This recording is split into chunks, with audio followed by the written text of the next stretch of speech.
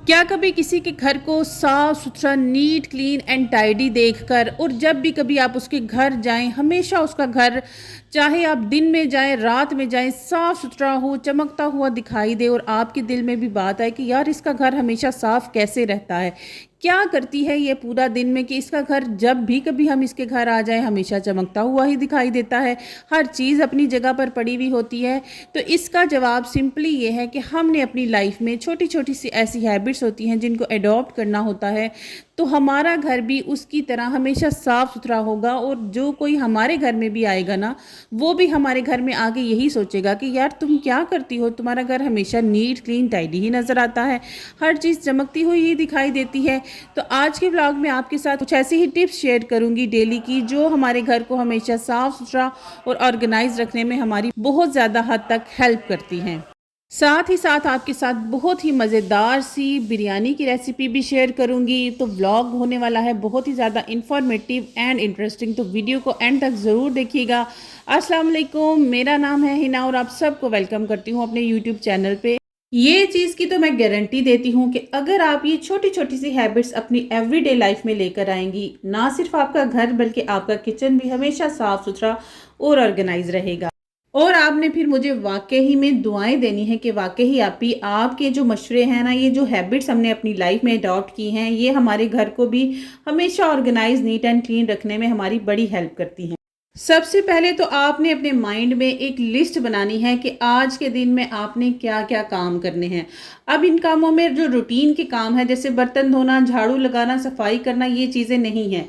इसके अलावा जो काम है ना, उनको आपने देखना है और उन कामों में से भी आपने देखना है कि कौन से काम सबसे ज़्यादा ज़रूरी हैं और जो सबसे पहले करने चाहिए। फॉर एग्जाम्पल लॉन्ड्री, कपड़ों को फोल्ड करना हमारे लिए एक बहुत बड़ी सरदर्दी भी है और ये हमारा बहुत बड़ा काम भी है और ये हमारे घर को अनटाइडी और अनऑर्गेनाइज्ड दिखाने में भी सबसे अहम किरदार अदा करता है। क्योंकि हम लोग क्या करती हैं, कपड़ों को धो कर तो रख देती हैं, लेकिन उनके बाद उनको फोल्ड करना भी हमारे लिए एक बड़ा टास्क होता है। उनको टाइमली फोल्ड कर लिया करें। मेरी ये रूटीन है कि मैं जब भी लॉन्ड्री करती हूँ नेक्स्ट डे सफाई करने से पहले मैं अपने कपड़ों को फोल्ड करती हूँ। इससे एक तो ये है कि घर को टाइडी रखने में 90% काम सिर्फ चीज़ों को अपनी जगह पर रख लेने से ही हो जाता है।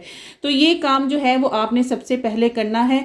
दूसरी चीज़ ये है कि हम लोग जब मार्केट से बाज़ार से थकी हुई हारी हुई आती हैं, आकर सोफ़े पर, बेड पर, चारपाई पर गिर जाती हैं, वहीं पर सारे बैग्स पड़े हैं, वहीं पर सारी चीज़ें पड़ी हुई हैं जो हम मार्केट से लेकर आए हैं। अपने बुर्के को भी उठा के अगर हमने उधर ही रख दिया है तो वो आपके घर को कभी भी नीट एंड टाइडी नहीं दिखाएगा, बल्कि आपके घर को गंदा ही दिखाएगा।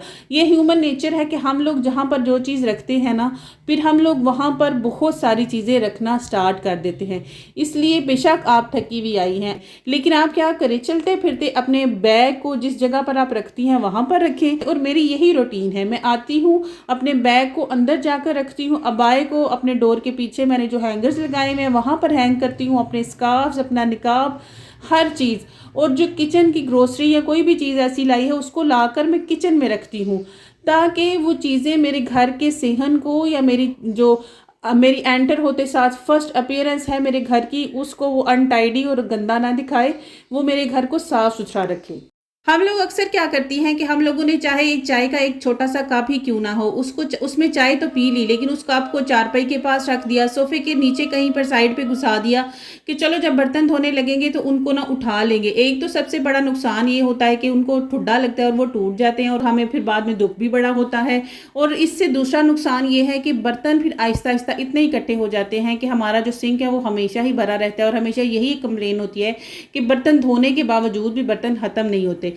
इसलिए जो चीज़ आपने यूज़ की है, चाहे एक चाय का कप ही क्यों नहीं है या पानी पीने का एक छोटा सा ग्लास ही क्यों नहीं है, फ़ौरन से वॉश करके उसको टोकरी में रख दे। आपका सिंक कभी भी बर्तनों से नहीं भरने होगा और इस आदत से आपका जो किचन सिंक है ना वो हमेशा खाली रहेगा और आपकी ये कंप्लेन ख़त्म हो जाएगी कि बर्तन धोने के बावजूद भी बर्तन ख़त्म ही नहीं होते।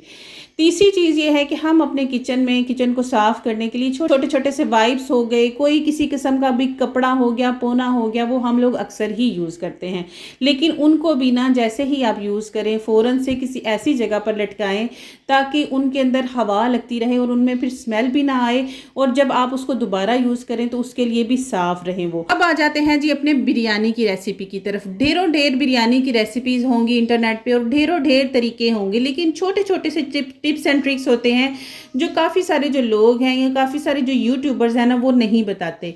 बिरयानी के लिए जो सबसे पहली चीज़ है, आपने जो चावल लेना है उसको तकरीबन 1 घंटा पहले आपने भिगो के रख देना है।